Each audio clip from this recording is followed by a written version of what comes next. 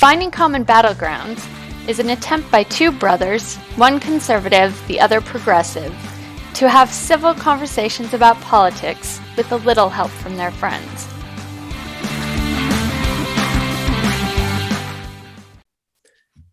Welcome to another episode of Finding Common Battlegrounds, where we have found the brightest minds ever to combat each other in a duel of debate and thought. Cool. When are they getting here? Instead of tearing each other down, we are the angle that Finding Common Battlegrounds takes is to try to find common ground. And I think most viewers would be surprised at how much common ground we actually usually have between the left and the right. Representing the right tonight will be Josh Cragen, and representing the left will be Ryan Cragen. Brothers, but polar opposites.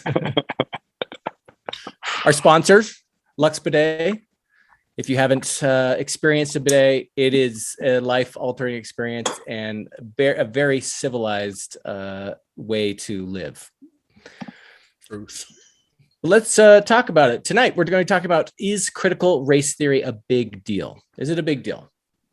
So I'm just going to jump into this, give a quick explanation, and then the format is both Ryan and Josh have prepared 3 questions that they're going to ask each other and see how often they can get the other to agree with them. So let's go and get into this. Critical race theory is a way of thinking about America's history through the lens of racism. Sorry, I pulled a bunch of this from pbs.org. So I'm just going to read a few more lines here of what I came across, and then we'll get into it further. It centers on the idea that racism is systemic in the nation's institutions and that they function to maintain the dominance of white people in society. The architects of the theory argued that the United States was founded on the theft of land and labor, and that the federal law has preserved the unequal treatment of people on the basis of race. Proponents also believe race is culturally invented, not biological.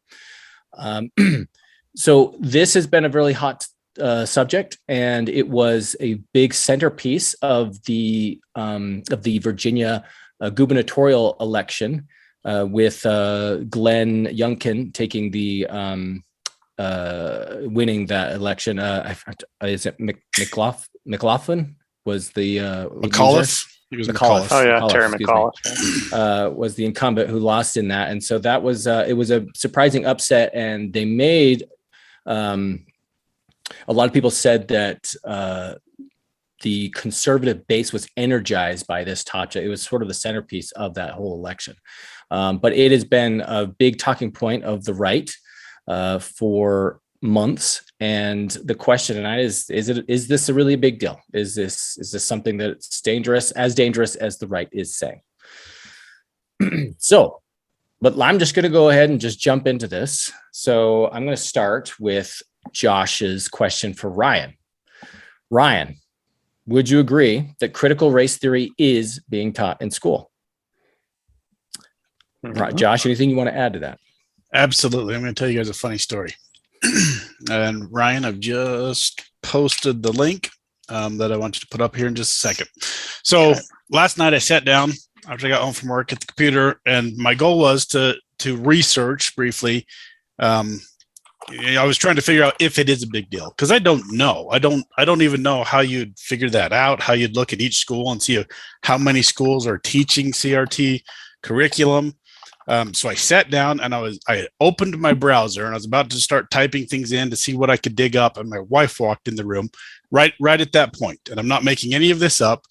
There's no hyperbole here. She walked in and said, "Hey, I need help with this English paper. I don't quite understand it, but what I'm supposed to do is write this paper using a school of critique as the lens through which to review this story." And so I said, "Okay, what are the schools?" And so she pulled up this link that I just linked to Ryan, and we started reading through them. Okay, Ryan, pull that up and post it. What do you see on there towards the bottom? So scroll down to the bottom of that page, and you'll see the theories that she could choose from. There's like 10 of them. Okay. Yeah. Critical race theory is second from bottom. Yeah.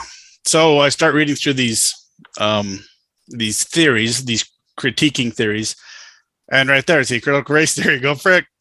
Obviously, it's being taught because, and that's exactly how it happened last night. It was so funny to me because, well, okay, I figured it out. This is one of the theories that she has to use to write this paper. Yeah, so she's being she's being asked to write a paper through the lens of one of these criticisms. Yes, and one of them she could have picked critical race theory. Yes, yeah. Which is so funny to me. And let me just as this a side note, this is a college paper. Yeah, this is college. To be clear, the link is to Purdue. It's not to an elementary school, but okay, the link's to Purdue, but she's at conservative Weber State. Okay, so this is fine. This is being thrown out there at Weber State. And in my question, this is being taught in schools, so I wasn't just saying elementary education anywhere. As a side note, as an award-winning published author, it drives me crazy that this is taught in English, that you have to look at a work of art through one of these stupid lenses because you're just poisoning the well before you even go into the story. It drives me crazy because art should be subjective. Real art, different people get different things out of it, but they force you to look at an artistic piece, a short story or whatever it may be, through a lens that's already poisoned the well. It's disgusting to me. It's an atrocity that this is how it's taught. But anyway, that's almost an aside, even though it is applicable to what we're talking about tonight. So clearly this is being taught. I don't know how much it's being taught in schools, but clearly it's there. And I'm going to get into some other areas where it's rearing its ugly head. So Ryan, do you agree it's being taught?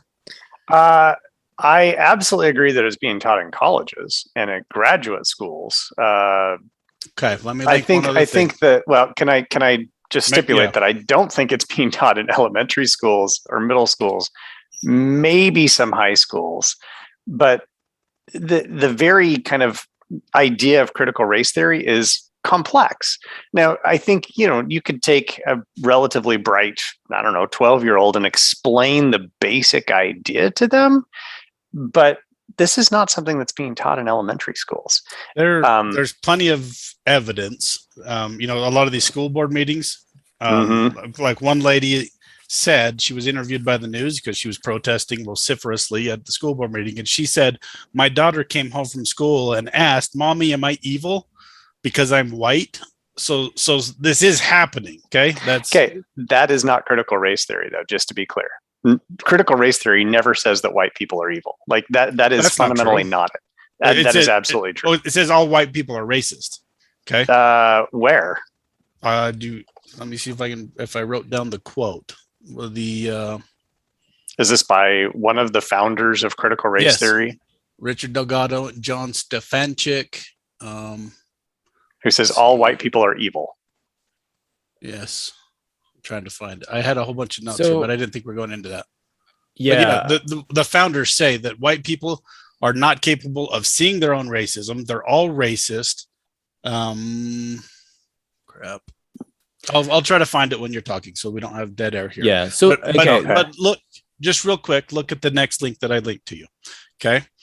Clark County Schools, which is the 5th largest school district in the country, has just lowered all of its grading policies. Okay. In the interest of equity. Okay. So the school board said, lowering all of these assignments, or all the grading standards. Grading scale.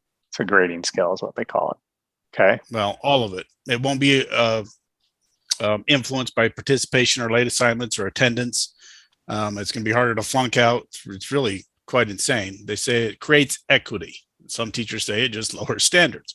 So that just happened, and it's being argued that this is an offshoot of critical race theory because it's all about creating equity for these students that can't compete because they don't show up and they're late, which is some of the argument for CRT. It's It's weird. But why else would you do this? I have no idea why they're doing that, but we're not doing this. I can tell you at my university, we have not adjusted our grading standards. Well, I'm not talking about the University of Tampa. I'm talking about Clark County Schools. They just did this. And they explicitly said we're doing this out of critical race theory. Critical race theory told us we should do this. They're doing it for equity, which looks like everybody that's delving into this says, well, looks like it's an offshoot of CRT. But so what I'm saying is this stuff is influencing elementary education. Okay. And there are kids coming home saying, my teacher said that I'm racist because I'm white. It is being taught. I don't know how much it's being taught because a lot of the things that Fox News is going to report or that you're going to see in the news, it's not empirical evidence. Ryan, you don't agree? Hyperbole.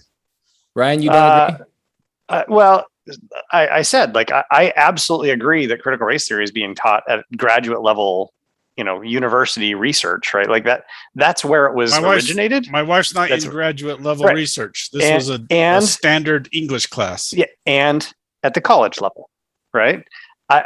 Where they would actually say, like, hey, let's use a critical race theory lens to understand this piece of text. That's where it's being taught explicitly. So if that's the question, like, is this being taught at college and in graduate school? Yeah, absolutely. Like, no one's denying that. That is where it's actually being taught. Is critical race theory, as we're going to get to, like, what it actually is that being taught in elementary school? No. Is it being taught in middle school? I highly doubt it. Long shot that it's being taught in high school, just because it's really complex what it is. But you don't actually know. So I just gave a couple. I can't definitively say that it's not, right? Okay, then don't.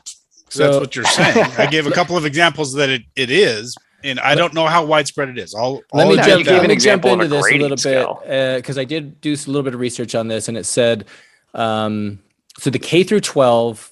There's little evidence that's been brought up that's actually being taught, but some ideas central to critical race theory, such as lingering consequences of slavery, have been. In Greenwich, Connecticut, middle school were given a white bias survey that parents viewed as being part of the theory, right? They associated it to the theory. In North Carolina, Wake County public school systems, teachers participated in a professional development session on critical race theory. County education officials canceled a future study once it was discovered, but insist the theory is not part of its classroom curriculum. Then why make this teachers go to it? That's right. crazy. So these are some of the things that have been brought up, but those school districts affirm that it's not being taught, but it's sort of on the edge, right? The peripheral of that theory, right?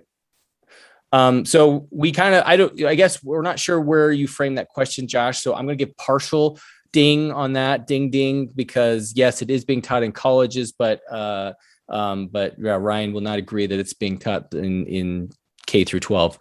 And I don't know if that's where you were trying to go with that. Just that it is being taught, because I don't know how prevalent it is. I honestly don't. I don't know how you'd even find that out. I don't know how you would look at the curriculum of each school district and see how pervasive it is.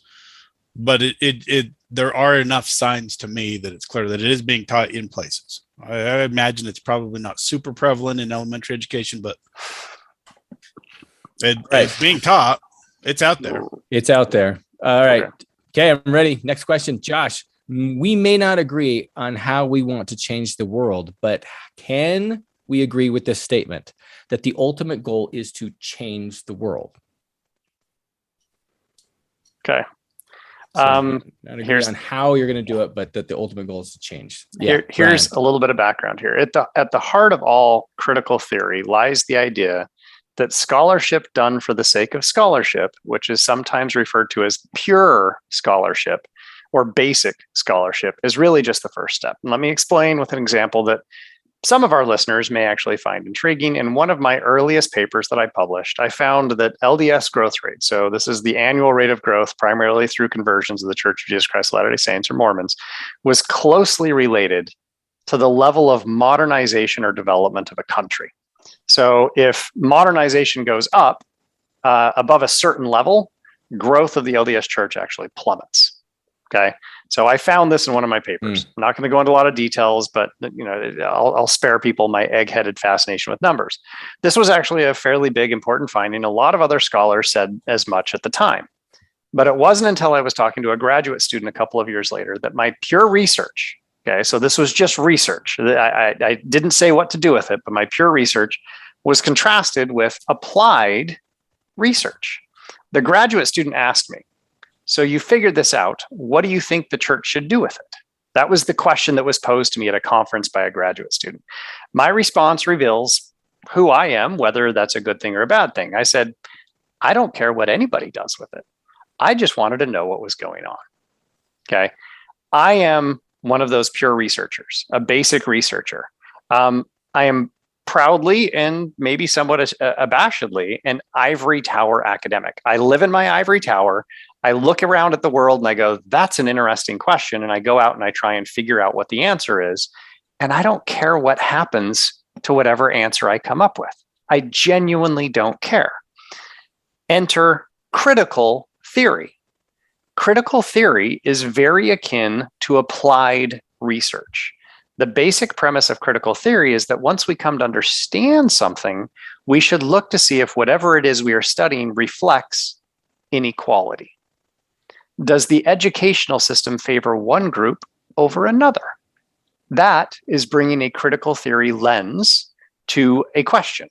Does housing policy or law favor one group over another?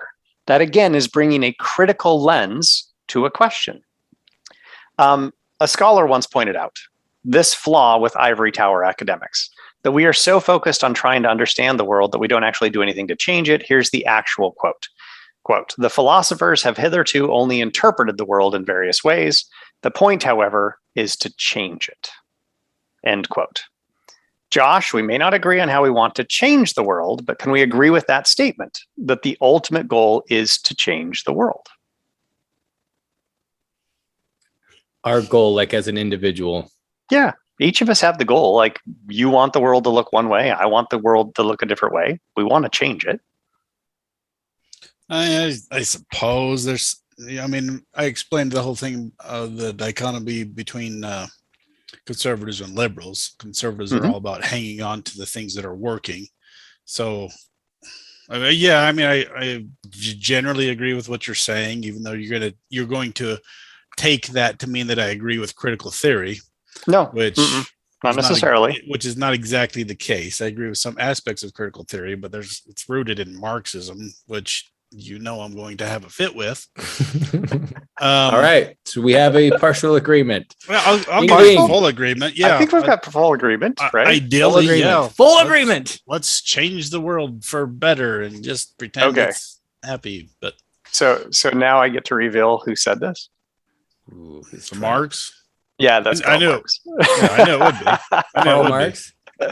That was Karl Marx. Karl Marx said the philosophers have hitherto only interpreted the world in various ways. The point, however, is to change it. It's one of his most famous quotes. Josh is now a Marxist. I brought up the shield. I'm so happy. I brought up the shield against Marxism before you even sprung your trap. He's like, I know where this is going. I can smell Marxist here. I did know where it was going. There's a Marx in the room. And I agree with the latter part of the quote, which was your question. The first part of the quote where he said philosophers have done nothing. I don't agree with that. Philosophers have actually they've interpreted the world. That's what they've done, right? So but the way people think and the way the West has developed, a lot of that has been based off of good philosophy. So to say philosophers have done nothing, I don't actually agree with that part of the quote. I agree with the second part. We would like to change the world for the best. Marx sucks. All right. But you agree with the quote. Can I just add one little piece? So underlying most critical theory is this very idea that comes from Karl Marx. So you're right.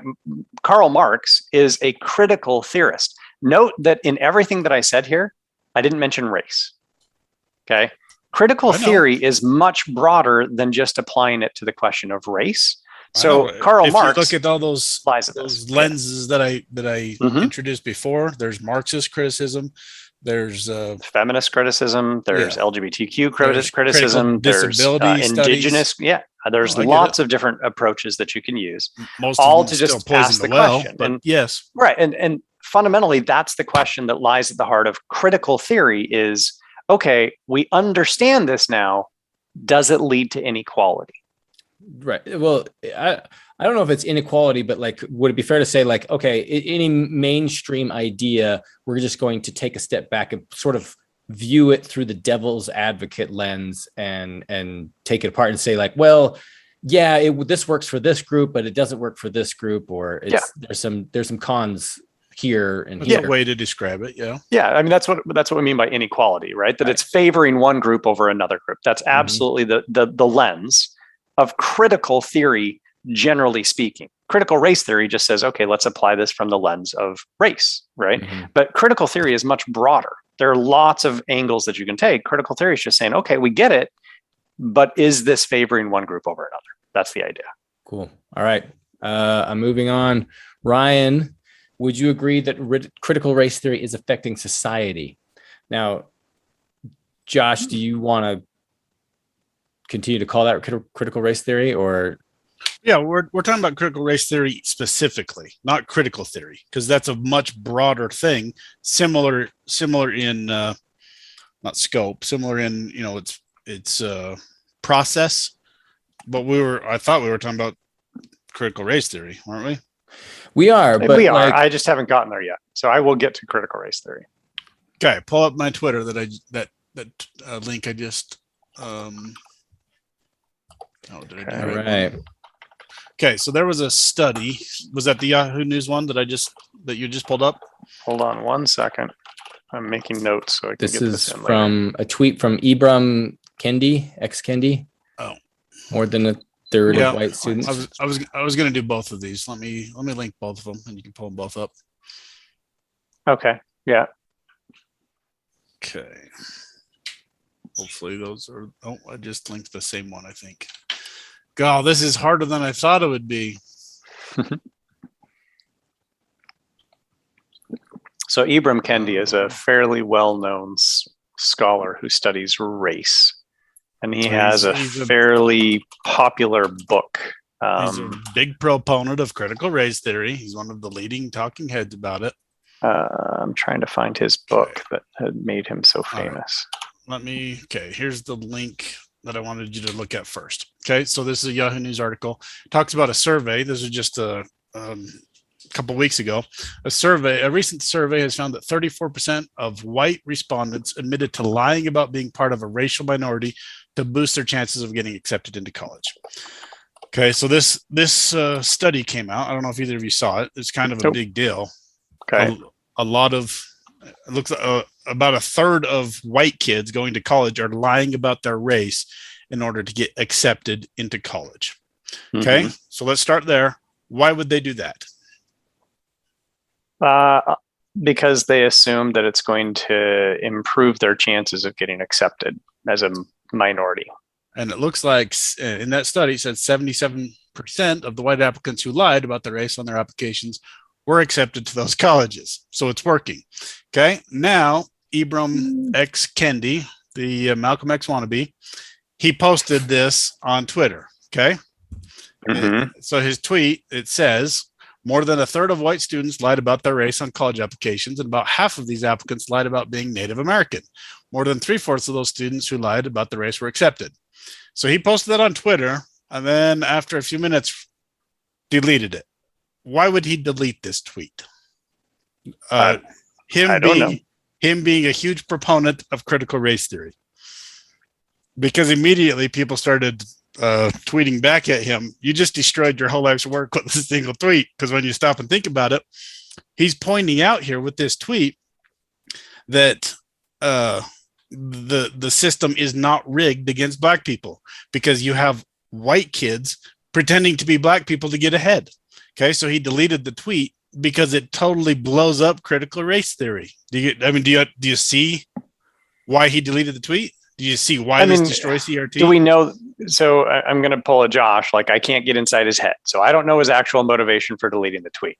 That's I mean, that's why he started defending But it. didn't we do afterwards. this last time when we were talking about Trump? And you're like, I can't get inside Trump's head. Why are you trying to make it so I can with get his I follow-up can't. tweets? Because people started asking him, "Why did you delete that?" And Did he say he deleted it for that reason? That is like, this undermines my entire life's work. If you go and read all the tweets, that's pretty. I mean, it's pretty obvious. And I'm then, a complete idiot. and then, how do you guys think he defended himself when it became obvious that he was just he screwed up? It's cried racism. No, you people are all pro-slavery. How dare you attack me about this? He just cried racism. It's hilarious. Okay, the whole situation is hilarious. He destroyed critical race theory. He's probably the biggest, most famous proponent of it right now. I don't know if Fred would agree with that, but he's a well-known name. It's not my area, so I don't know. You're using this as an example that it is affecting society, like in that college admissions are using race as a filter, right? And they're not penalizing, they're privileging students. Yeah. The whole concept of CRT is that all of our institutions, all of them, are designed to put white people up and keep everybody else down. And clearly, I can never agree with absolutes, right? Like when you say that's all, what it says. That's all what institutions. That's what. Let me read the actual. Who are you getting this from?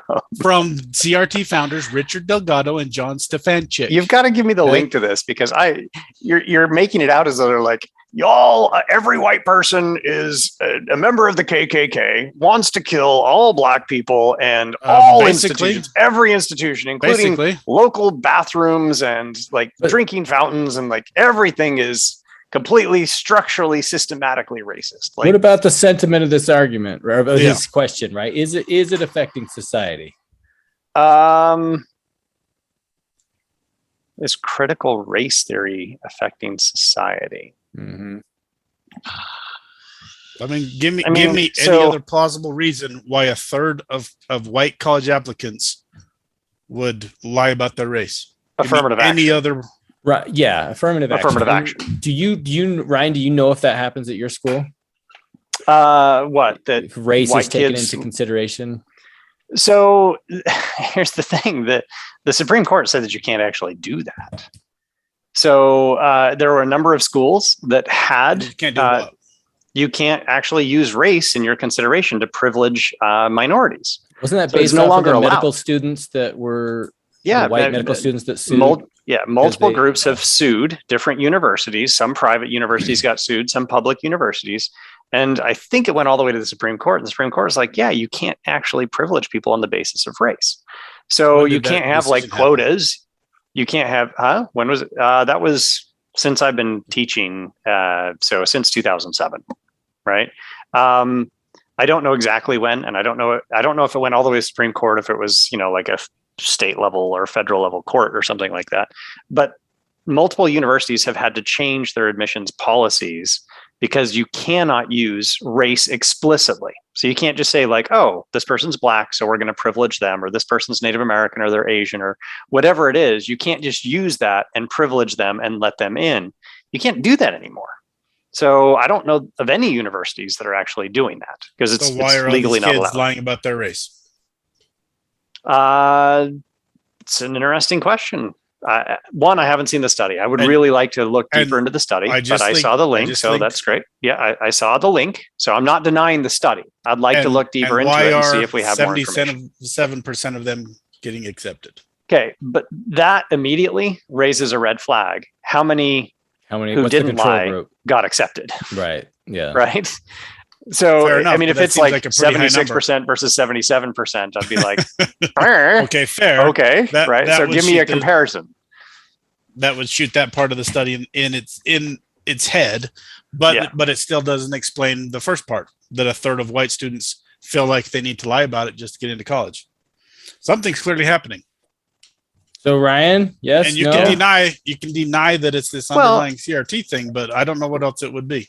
What's going on? You can couch that in affirmative action and just say they're purely worried about getting scholarships aimed at minorities or something. But I mean, it's like grasping at straws. Okay. So how many of those kids who lied do you think would say, I lied because of critical race theory? None of them, because I don't think it's in the open. Well, They wouldn't say they don't because know they what probably it is. don't know what it is. They don't know what critical race theory you already is either. explained that. But Right. but there's something pervasive going on in our society where that's become the tone. That's like what the Black Lives Matters thing was, that we're killing, the cops are killing all these black people, when statistically it's very provable that that's not happening. Okay, it's cops kill way more white people, and they're actually pretty good. So there's something happening within society, and it is CRT in my opinion. But as you said, it's complicated, and it's not being openly taught.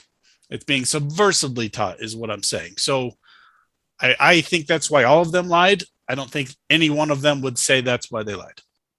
Final time, Ryan. Is it affecting society? I could give him so many better examples. The example that he's got is just a terrible example, and you can't trace it directly to critical race theory. So I honestly, I don't know that critical race theory is dramatically affecting society. It might be in some subtle ways. It's really hard to quantify. I mean, this specific example, yes. I don't think is tied to critical race theory at all. I think it's a bunch of stupid kids who didn't think they could get into college honestly, so they lied. And I get where you're saying, like, oh, but they're going to this. Just because I brought this up because I wanted to make fun of Ibram X. Kendi. Oh, okay. I actually disagree with him on a lot of his points. You think there's something there, but maybe it's maybe. Yeah, I mean, I don't know how you would quantify that. In particular, because critical race theory, I mean, we haven't even gotten to like the core of this. I mean, I keep insinuating this is taught pretty superficially at an undergraduate level. I don't think it's actually taught beyond that, like at lower levels. It's only if you're an advanced student that you're going to dig deeply into critical race theory. So the idea that like the whole world is revolving around this idea of critical race theory, when I know I'm not trying to say that you did. Okay. I'm just kind of giving the idea that like people are freaking out about critical race theory. This is changing gubernatorial races. But most of the people who are freaking out about it don't know what it is. And it's only a tiny sliver of the population who actually studies this in depth. I mean, it really is just 1% of the population has masters, or it's actually 2%, have masters or PhD degrees. And most of them are not in literary theory, in law, in history, in the disciplines where they would actually possibly study critical race theory. So we're talking about a fraction of the population actually understands what this is. And millions of people are freaking out thinking that their kid is being brainwashed into believing critical race theory. I would wager, seriously, I'll put $1,000 down right now that 90% of our K through 12 teachers have no idea what critical race theory is. What it actually is. Yeah. They have no idea. Well, how could they teach it to kids? That's what I've been trying to bring up, is that critical race theory is sort of being used as a catch-all phrase for anyone that's like subjective racial, historical racial education or something like that, right? And where it's like anyone who implies anything based on about racism is sort of being lumped into critical race theory when it isn't necessarily critical race theory.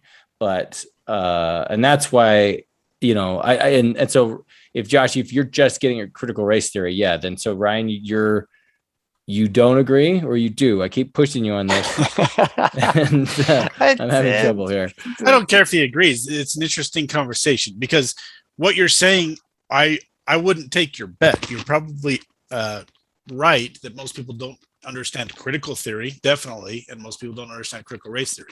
What I'm getting at is there's like this subversive thing going on where people are taking aspects of it and probably conflating it and either teaching that just offhandedly, even if it's not their subject, or influencing people. And it's not just in schools. Okay. It's happening socially as well, social media, that kind of thing. And I'm going to show it with my third point. And Tom's probably right. It's probably CRT is probably using as a catch-all for any kind of race baiting or anything that's going on. But it is derived from aspects of critical race theory. You can do that with any theory. You can take a part of it that you like and then blow it up and blow it out of proportion. And that's my assertion here. It's not that college level CRT courses are being taught, everywhere. They're not. That's not happening. That's never been my assertion. Right. Okay. Final time, Ryan. Do you agree or disagree? With the question that critical race theory is influencing society? Is that the question? Affecting society. Affecting society. Maybe? Maybe. Can I go with maybe? We'll get a maybe. That's fair. Because I don't again, know. I don't know how much it is because it's so hard to You guys quantify. are so, yeah. You picked a crazy topic for us to discuss. You know that? Yeah, I did. All right. All right. Okay. Josh, can we agree the laws prohibiting Black people from purchasing homes in specific neighborhoods is an example of structural racism? Okay. Ryan, are you referring to, I think it was called the red zones? Yeah, you had red lines. Red lines. Okay. Yes, this is by FDR. Yeah, this is. I mean, it's certainly not legal today. It still kind of happens in a weird way, but we won't even get into that. I'm going to give a historical example. So I'm not trying to suggest this is happening today. There's evidence that it kind of is, but indirectly and more subtly.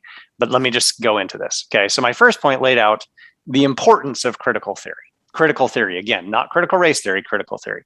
Do note that some of my published work probably falls into this area, and I'd be happy to talk about that at some other point, or if people have questions, we can talk about it. But most of my published work likely does not. I want to turn now to a specific example of critical theory being important, okay? Immediately following World War II, the federal government funded a bunch of housing projects where it provided basically zero interest loans to the developers. However, the funding was contingent upon the projects, these big housing developments, being segregated. The federal government would not give them the money unless the housing projects were segregated. Okay. Now, and we have documented evidence for this. So this is 70 years ago now, right? So this is a long time ago, but this is the example. Here's a specific example. The Public Works Association funded the Williamsburg homes in New York that was white only, and the Harlem River houses that was for Blacks only. Okay. More broadly, during this time period, and this is a quote from a book called The Color of Law. That's what it's called. Quote, of the 26 projects built in the Northeast and Midwest in this time period, 16 were reserved for whites, 8 for African Americans, and 2 were internally segregated, end quote. This leads to the specific angle of critical race theory. By first understanding what is happening, that's the pure research side, then applying a critical lens to it, we can come to understand that the federal government requiring home developers to build segregated neighborhoods is an example of, and this is at the heart of critical race theory that Tom was talking about earlier, structural racism. Okay, I'm going to repeat this and I'm going to go into what this is. So structural racism.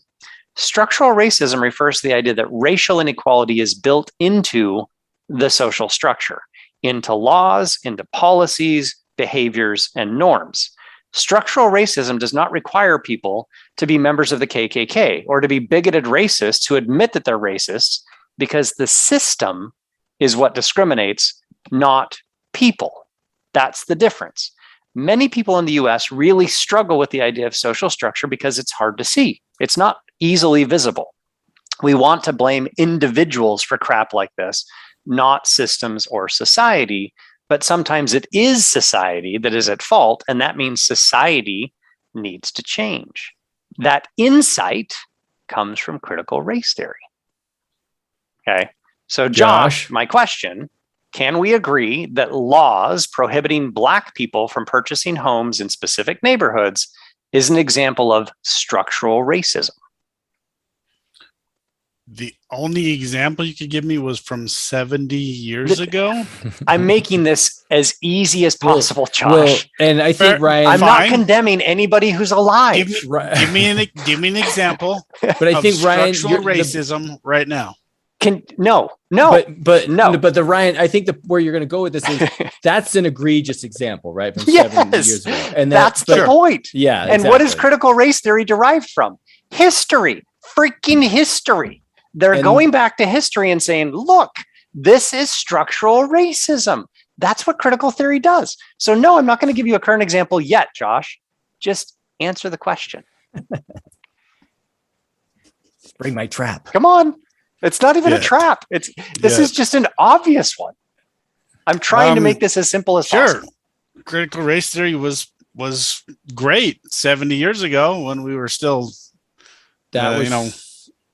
this is absurd. This is absurd what you're doing right now. You do agree that Josh, was structural racism? Laws prohibiting Black people from purchasing homes in specific neighborhoods is an example of structural racism. Yes, that's all I'm looking for. Right. Got it. That's all I want. Your example from 70 years ago. 70 years ago. What you're about to spring here is so preposterous. Okay. Great. Ryan, we're good there? Yes. I'm moving on. That was critical race theory. I hope our listeners finally understand. That was critical race theory. Hooray. Ryan, would you agree that critical race theory is poisoning people's minds? This is my funny one. All right. I'm showing this video because I think it's hilarious. All right. So I need you to show, I'll tell you when to stop, but I just linked another video. Okay. So pull this one up and show it. It's so freaking funny. All right. So I had to put the link down in there. Let me pull it up here. Is it going to autoplay on me? Oh, it did. Okay. Hold on. You might have to turn the volume on. Yeah. There we go. Fascinating. Let me share my screen and I'll take care of all of this in post. All right. I need to make sure you can hear my audio. Crap, it went away. Come on back. Share sound. And here we go. Like, I hate when people talk about Black women being obese. I hate it because it becomes a way to blame us for a set of conditions that we didn't create.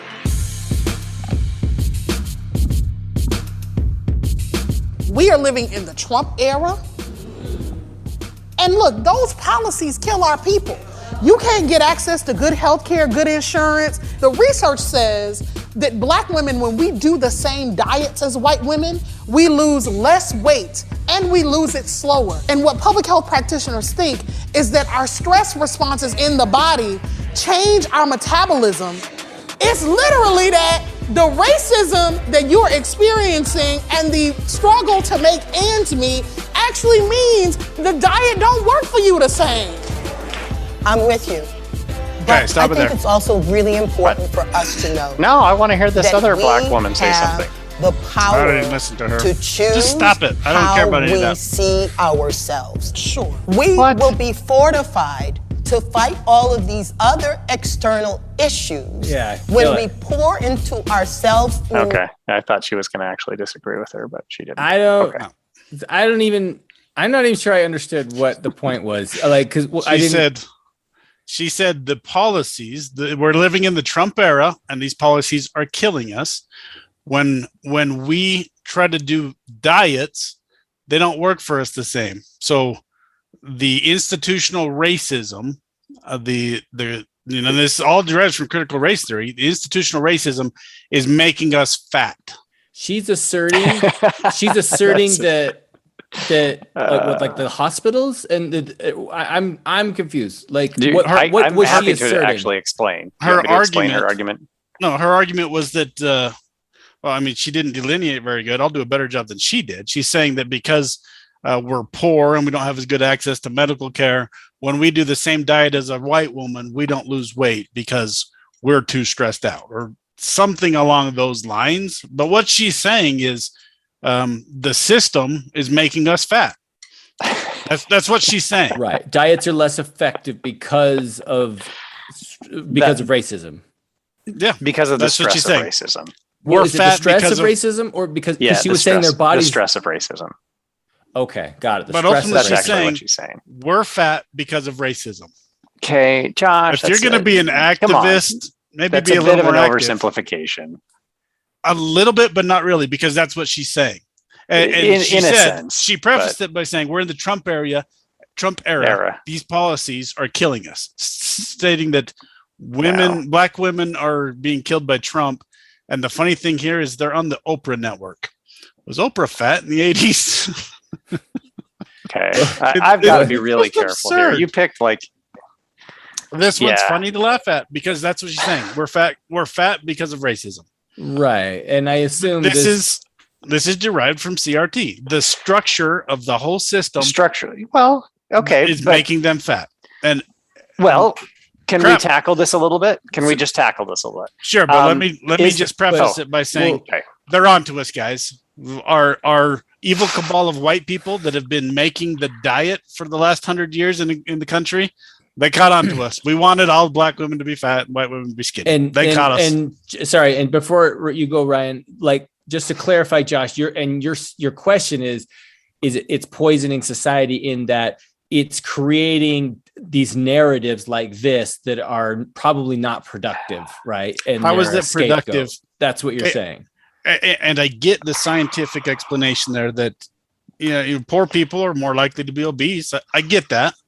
But to just give up all your power and say it's the government's fault that I'm fat, that's absolutely absurd and asinine. And how does that help anybody? Okay, it's just this victimization. Can that be the point? Because I'll actually agree with that point.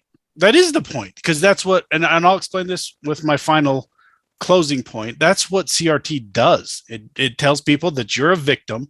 The whole system is rigged against you and there's nothing you can do about it. So just be a whiner and a victim, because that's what they're doing in that video.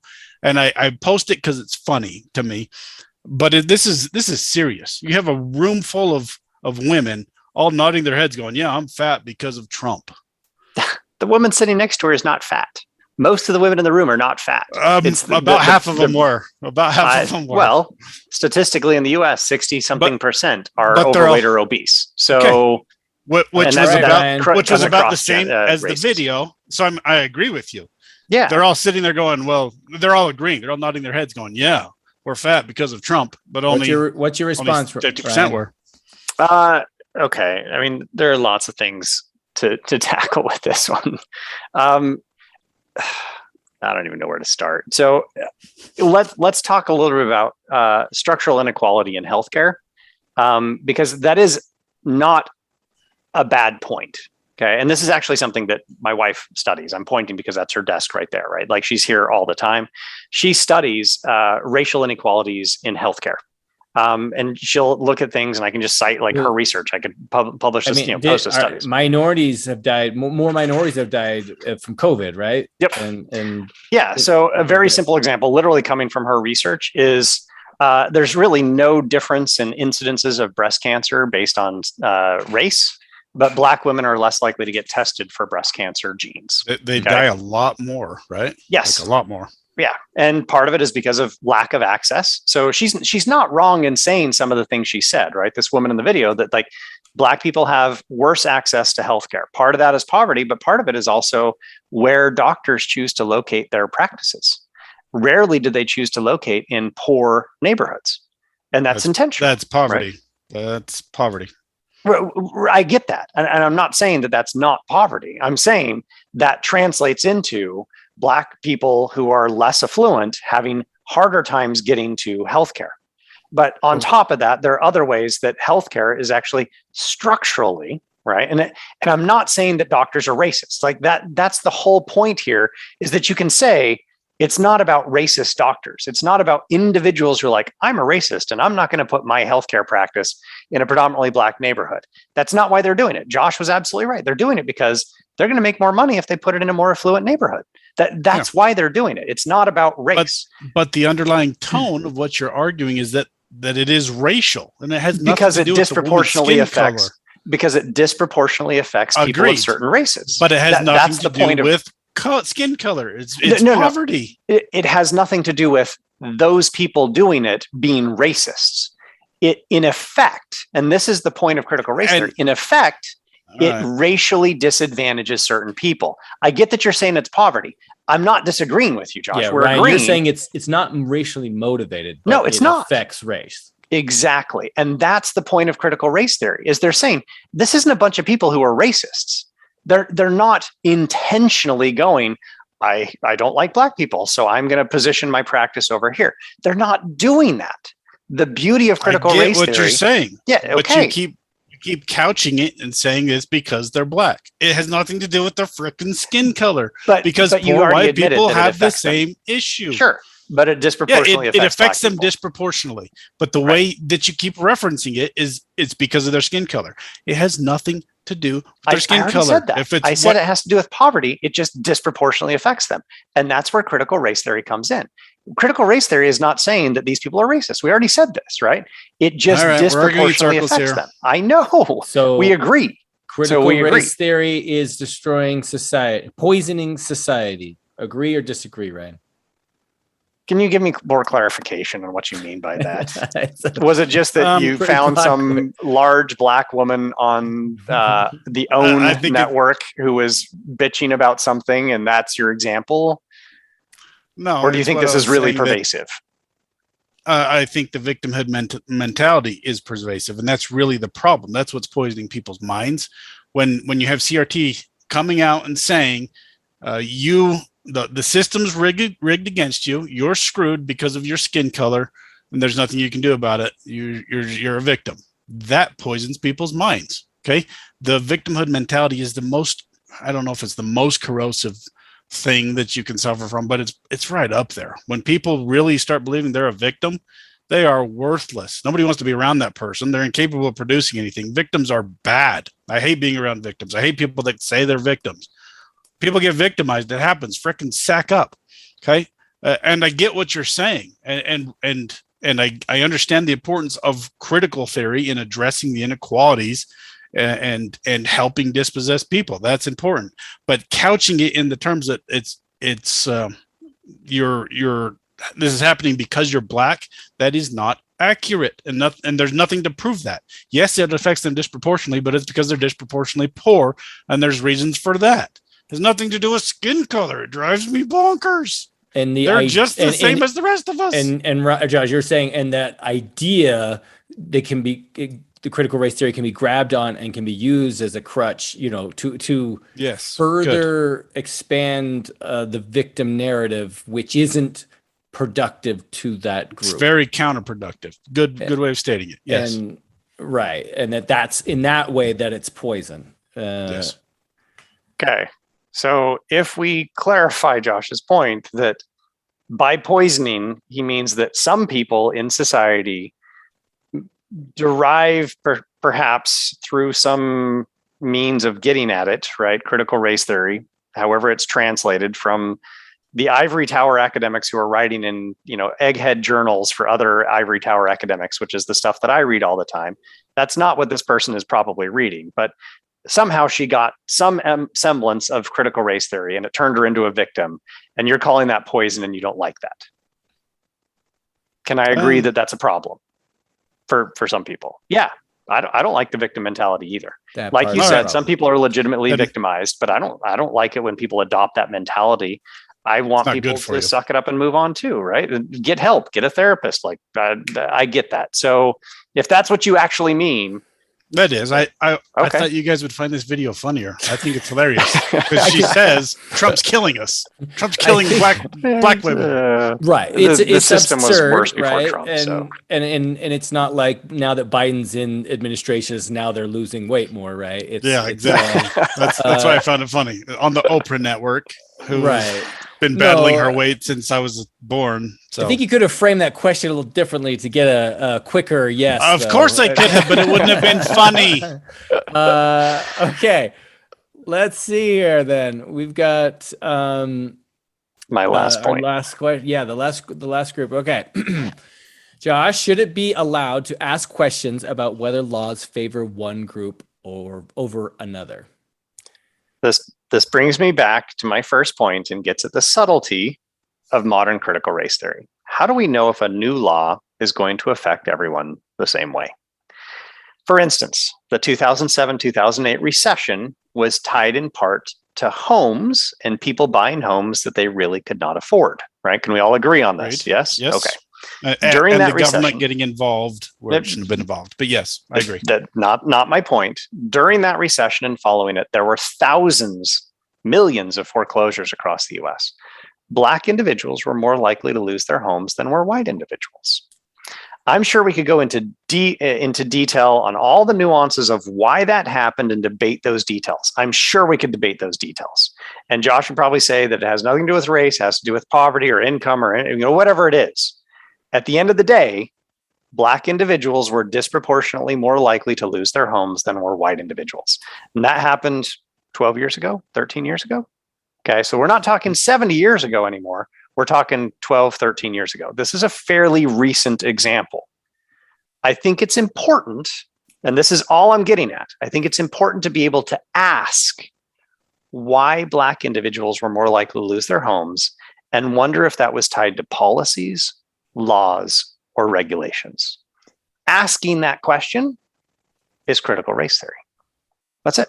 That's critical race theory. It's just asking, did the disproportionate number of Black people who lost their homes have anything to do with laws, policies, or regulations that were in place?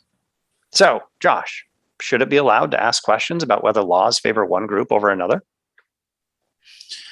Yes, asking questions is great, but to say that is critical race theory, that's not that is literally critical race theory. No, because critical race theory insists that the system is rigged against you. So you're viewing it already from a tinted lens. It's already poisoned the well. That's part of the problem with it. What you're stating is more, critical theory, that you should be able to ask those questions. Sure, why not? I'm not going to go into it. I was going to answer the question of why I think that happened, but I'll give you agreement. I don't agree wholeheartedly with your definition of CRT, but yeah, I agree. There's nothing wrong with asking those questions. That's a good thing. Forcing it on other people that they have to view the world through that lens, that's more problematic. Cool. All right, guys, good questions. You were able to strong arm the other over some partial and selective agreements. We had to do some wrestling to get some agreement tonight. We got there, right? We got there. We did. All right, I've formed up some thoughts here. Here's some closing. Or here's my it's Tommy's takeaway. Take. You called it Tommy's Take one time, and I was like, I like that. Call it Tommy's Take. Here's my take. All right, this is interesting because Ryan brought up some great points in that critical race theory does have a place and serve a purpose, right? And I think it is productive to be able to put on that lens from in certain times and places to view things and make sure that we're not penalizing a group, right, severely or at least weighing out the effects of what a law or a practice or policy will affect. Here's the one thing, and then on the other side of that coin, I think Josh brought up a good point of like, hey, if I always put on the critical race theory lens, there would be pros and cons to that as well, and so you've got to kind of like, it's like you got to put it on sometimes, but make sure you take it off, right? And so here's one of the things that was interesting that was this list that Josh brought up from Purdue's website of all the different critical lenses. And the funny thing is like, yes, I do want to look at things from a different point of view, but everything on this list is these are all like, it's like a liberal checklist of like, most of them, almost all of them. Yeah, maybe I'm not recognizing some of these I don't know very well, right? Of formalism, and there was another one I didn't know, but so that seems almost agenda ridden, right? As opposed to it would be. I would feel better about this if it was well rounded, where we could look at it from, if there was some conservative lenses, right, that could be put on from time to time to be like, well, hey, is religion is there a critical religion view, right, where you're like, hey, is there a place for that, and is there there is a critical religion view, but it's negative of religion. It's what? It's critical of religion. That's the research I do. Yeah, right. It's critical of religion. There's no pro. Well, but think about what you're saying, though, right? Like the position that you're critiquing is the conservative position because it's the one from the past. I mean, going back to Josh's point, right? Conservatives are trying to keep things the same. Progressives are trying to change them. So it doesn't make sense to have a conservative lens when what you're critiquing is the conservative lens. But does that make sense? I totally agree. That does make sense. I do think that we have moved, and so we have progressed, I'd say, in a certain direction. And I think it's worth taking, maybe it's taking a look back and be like, well, X number of people, large percentage are now don't identify as Christian, right? Is that good or is that bad, right? And just sort of like taking what you're describing Nietzsche's beautiful work where he says God is dead and it is we who have killed him. He predicted this move away from religion, and it would be beautiful if the academics would do exactly what you're saying and look back and see if Nietzsche is right and go, how bad is this? Maybe we should criticize moving away from religion, but they don't do that because they're all on the left. So what you're Josh, that's literally my area. That is literally my area of research. And how many books have you minority written that are pro-religion? You have a few facets in some of your writing. You know, Josh, pro-religion. You're so critical of religion. In my area, hey guys, in my area, all right. 90% of the people are pro-religious. I'm the minority taking the critical lens. Mm-hmm. Sure. Sorry, Tom. No, it's fine. So that's all I would say is it does seem like all the lenses that you can put up and put down seem to be pointed. And maybe that's right. Maybe we come from a conservative background, therefore we need to put on progressive lenses. But I do think we have moved considerably, and it might be, I would love to see on that list some conservative lenses, right? That would make me feel better that it wasn't biased. But that's really on my take. So I thought there was some good points brought up, and I liked where we got on that. So closing statements. Who wants to go first? Sounds like Josh already has one. I never prepare closing statements. So Josh, go. Yes, I prepare a closing thought. So my critique, my big problem with critical race theory is that it moves us away from the all-important tenet of Western values of the Judeo-Christian ethos that brought us to this point, and that is the primacy of the individual. Okay, when we move away from focusing on the individual and individual rights, we're going to doom ourselves. Okay, this is what our society is founded upon, and the postmodernists have created this map of intersectionality where they tried to divide everybody up into these small victim groups. Okay, the black people are victimized over here, and LGBTQT, LMNOP group over here, and they try to divide us up and move us back to tribalism, which is so bizarre to me because tribalism didn't work out very well, and we're so far advanced beyond tribalism. Why are we looking backwards thinking that's a good idea? The primacy of the individual has brought us untold wealth and freedom. It makes no sense to me, and it scares me that there's this move to move away from that and to go back to this determinism of the groups that we belong to, and that's how we should define each other and define ourselves by our group identity. That is terrifying to me. It's terrifying. Anything that moves us away from the primacy of the individual should be rejected, in my opinion. And that's my fear with critical race theory. It moves us back to segregationist lines that are not good for society. They're not, and as I pointed out, I don't think they're good for the individual. Primacy of the individual should be our focus. That's my final thought. Ryan? This is really interesting. Okay. I'm going to tell a story. Can I tell a story? Is that okay? Better be good. So Josh is going to hate this story. He's going to hate it already. I'm telling you, he's going to hate the story. It's a trap. When my wife and I moved to Cincinnati, Ohio, to go to graduate school, we decided we wanted to buy a condo. Now, we didn't have a lot of money, So we were looking at relatively cheap condos.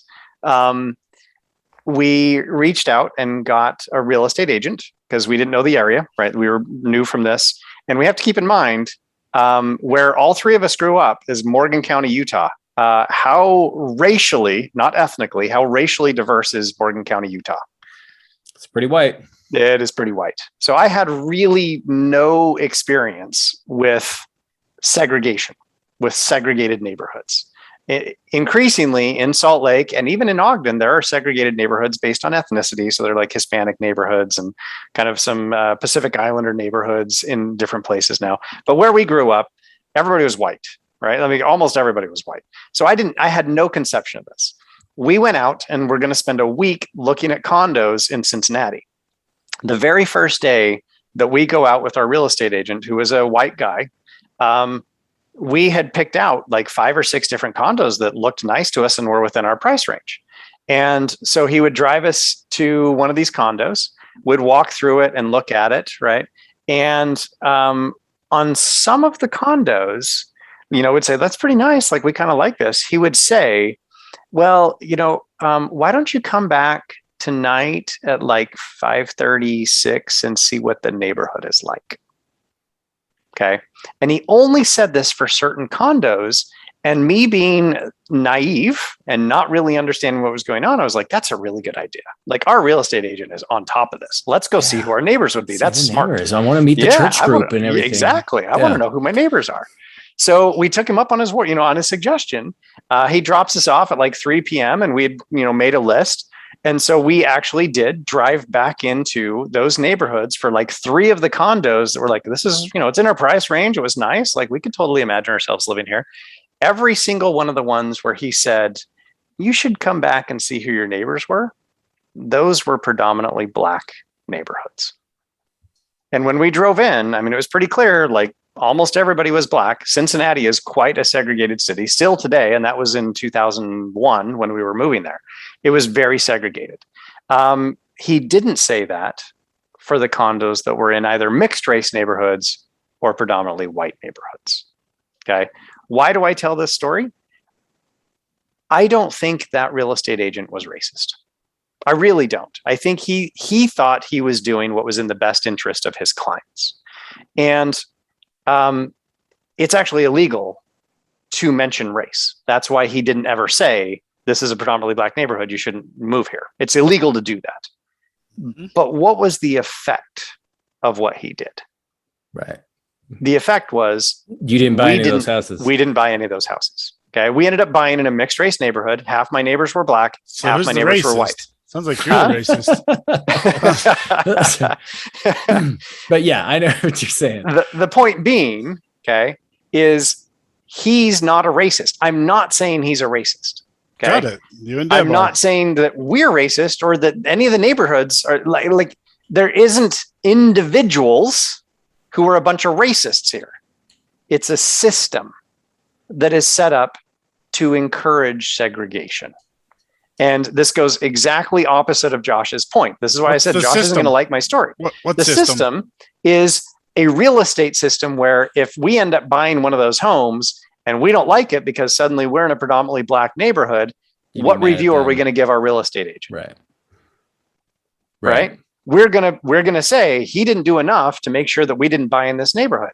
Now, I don't know that that's what would have happened. Maybe I would have been the exception. We would have been fine there. That's the but I'm system? sure there. But somebody would have done that, right? Somebody would have done that. That's racist people. If you had a racist See, and client, Josh, this is exactly my point. You only think about the world in terms of individuals, and I'm saying there is a systemic view that is important. And you literally, your point was, I reject that. That is an evil thing. Don't do that. But I see what you're saying, but it's not the actual system in place. It's the people within the system. What is a system, Josh? To it. What is a system? Systems don't exist, right? They're people. They're just people who don't know what they're doing. That's literally what a system is. There is no system that exists, outside of humans. So why didn't you, to combat the system and the systemic racism, why didn't you buy in the Black neighborhood? I bought in a mixed race neighborhood. You just didn't like buy my house Black here. Neighborhoods? I didn't. You're right. I didn't. I bought here in a mixed race neighborhood. I keep buying in mixed race neighborhoods. I could move 30 miles out into the suburbs and have all white neighbors and have 3 times the size of my teeny tiny little house, which you've been to and you've seen. It's a small house in not the best neighborhood. And my property values would be way higher than they are at this house if I moved way out with all white neighbors. There's a reason why I live here. The primary one is I can't commute. I would kill somebody. The secondary one is because I don't believe that I should have to live way out there when I'm perfectly fine having right across the street is a house filled with Hispanic migrants. Right next to me, Puerto Rican. Okay. Next to him, or next on the other side, is Spanish heritage. And then we go down kitty corner, black. The next one down is Hispanic, and the next one down is black. It's a mixed race neighborhood. But it kills my property value. Your point is that your point is that like the individual, none of those individuals in that scenario were trying to be racist, but systemic racism. That neighborhood stayed segregated. Yep. And it's not because they're individuals who are racist. But you're asserting that the property values in your neighborhood are low because it's a mixed race neighborhood? They're lower than they would be if it was a predominantly white neighborhood. Can you prove that? Yep. And actually, my property value is starting to go up because it's gentrifying. Well, that's all the time we have. Oh, come on. Let's say with somebody that has a real estate license, I don't see that. There are plenty of neighborhoods with mixed race that property values are sky high. I hope you enjoyed this episode, everybody. We're going to cut it here because we're just grinding along. Now we're arguing. That was a good episode. Appreciate it. We'll see you for the next one. Josh, we may not always agree when it comes to politics, even though we're trying, but there is one thing we agree on. There is only one way to clean up after going to the bathroom, and that's with a Lux bidet. I've been a proud owner of a Lux bidet for years. I have literally owned a Lux Neo 320 since 2013. That's the warm water model. Talk about happy, fun, poopy time. When I leave the bathroom, I know I'm clean and ready to talk politics in a civilized manner. Exactly. Using a toilet without a bidet is about as uncivilized as it gets. Civil conversations demand civil hygiene practices. And that is why our listeners should get themselves a Lux bidet.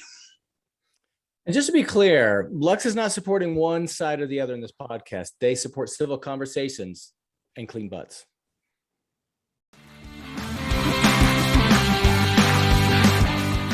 We hope you enjoyed this episode of Finding Common Battlegrounds. The music is by Ben Sound. The views expressed in this podcast are those of the participants and not those of their employers. For more information or more episodes, you can find us at findingcommonbattlegrounds.com.